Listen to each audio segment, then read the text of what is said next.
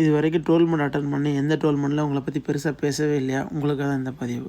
இந்த இந்த பேட்டை பொறுத்தளவில் நீங்கள் நார்மல் பிளேயர்ஸ் அப்படின்னா நீங்கள் அடித்தா 4-6 தான். சரிங்களா? வெல் பிளேயர் நான் நல்லா ப்ளே பண்ண தெரியும், எனக்கு பால் நான் சொல்லு பேச்செலாம் கேட்கணுன்னா இந்த பேட்டை நீங்கள் யூஸ் பண்ணலாம். நல்ல பிளேயர்னால் நீங்கள் அடிச்சிங்கன்னா பால் எடுக்கவே முடியாது, கண்டிப்பாக பால் தொலைஞ்சிரும். அவ்வளோ பர்ஃபார்மன்ஸாக இருக்கும். இதில் முழுக்க சாஃப்ட் டென்னிஸ்லாம் என்னென்ன பால் இருக்கோ அது எல்லாமே நீங்கள் யூஸ் பண்ணிக்கலாம். இதில் வந்து பார்த்திங்கன்னா இது வந்து ஸ்டீலிங்களை பற்றி எப்பவுமே அன்சைஸ் இருக்கும். இது நார்மல் சைஸ் பேட்டு, கீழே பாட்டம் ஜாயிண்ட்டு நம்மகிட்ட இருக்கும். அது எல்லாமே இதில் 3 மாடல் வச்சுருக்கோம். 3மே சேம் ப்ரைஸ் தான், எல்லாமே ஆஃபர் ப்ரைஸ் தான். நார்மல் சைஸ் தான் அந்த பேட்டு, இது அன்சைஸ் இருக்காது. ஹைட்டு பார்த்திங்கன்னா 33 தான் இருக்கும், அகலம் வந்து 4.75 தான், இந்த மாதிரி தான் இருக்கும். சைஸு வேறு, இது பர்ஃபார்மன்ஸு வேறு லெவலில் இருக்கும். அடிச்சிங்கன்னா பாலுக்கு கிரவுண்டுக்கு வெளியில் தான்.